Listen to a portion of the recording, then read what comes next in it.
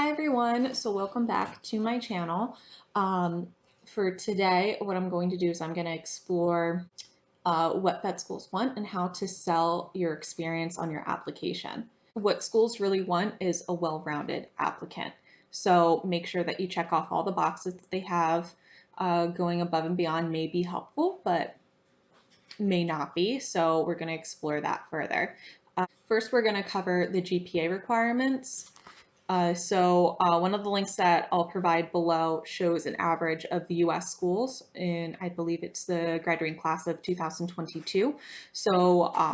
The lowest GPA that I saw for their average was a 3.2. Most of them were much higher, but a 3.5 and higher will probably increase your chances in getting into schools, but it's not impossible to get into a school with a lower GPA. If you're having difficulty getting your GPA up or you had a difficult semester, I would definitely suggest looking into repeating courses if you can, if time allows. Look into doing courses at community college to save some money, do some summer courses, and even look into tutoring if it's provided by your school.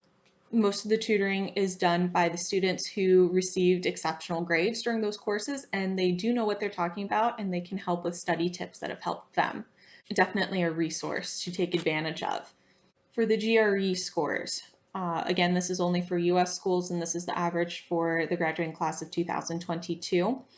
Not all schools require the GRE, but it may be more advantageous to take it and get it done.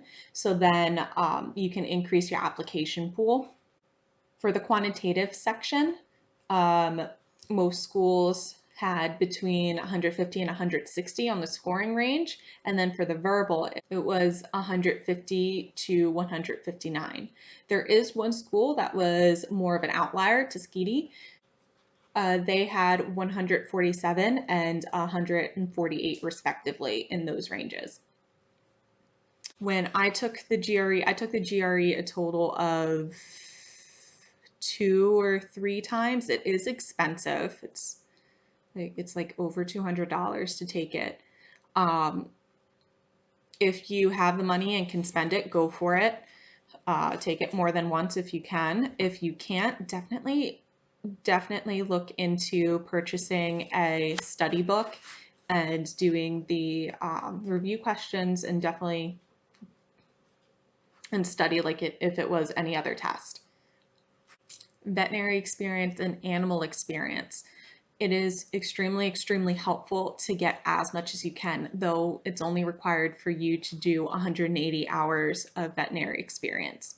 You could get that done within a summer working full time. It will only take about 5 or 6 weeks or so to get all that experience. Having more than the 180 hours won't actually make your application look any better. It's honestly just a box to check. Even if you have like 6,000 hours in a small animal practice and you're doing this, that, and the other thing, and you've helped with clients and you have all these amazing stories, it doesn't necessarily make your application stand out from anywhere else. The experience, though, will definitely help you as you go forward, going into labs, and then also as you progress into becoming a doctor of veterinary medicine. I have had a lot of people who got into vet school on the first or second try who had less experience than me or didn't seem to have a lot of experience. And I've also heard stories from the vets that I've worked with that not everyone in your class will have any sort of veterinary or animal experience. So if you have it, it's definitely an advantage.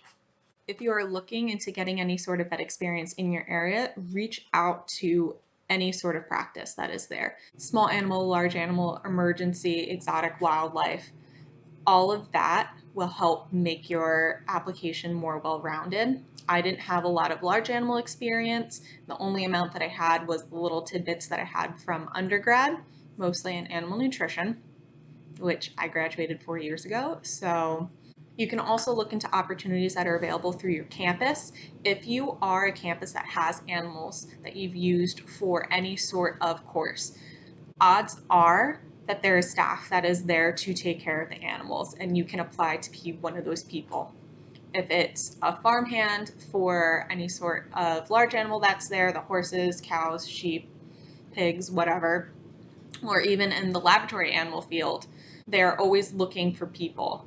And that's a good way for you to get your experience, because there's also vets that come in to take care of the health of them. And then there you go, you increase your network. You can also look into becoming a TA or an LA.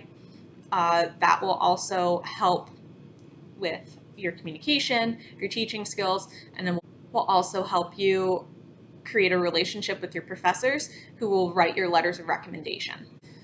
When you're looking into clubs and organizations to increase your application, don't just look into the ones that are animal related. You can, it's definitely acceptable, but also try and look into things that are of your interest. If there's a sewing club or a DIY club and you really like to do that stuff, do it. There are leadership opportunities there. But look into helping your fellow man, like the Habitat for Humanity. If there's an organization that's helping end world hunger, go for that. Anything that you stand up for, like LGBT, Students for Diversity, definitely good spots to have and good to highlight on your application. If you're a sports person, go into sports and look into having a spot on them. Definitely another thing that you can throw onto your application, because it shows that you are a very well-rounded person, not just academics, but also have a life sort of outside of school. Look into volunteer hours on any sort of rescue or any organization that would need it. For example, if you are part of a Greek organization, there are philanthropy hours there that you'll have to complete in order to become a full member, or keep your membership rather. You can highlight those on your application. Okay, so I think that's it for today. If you have any other questions, feel free to put them down into the comments below or send me a message, and I can help you out the best that I can.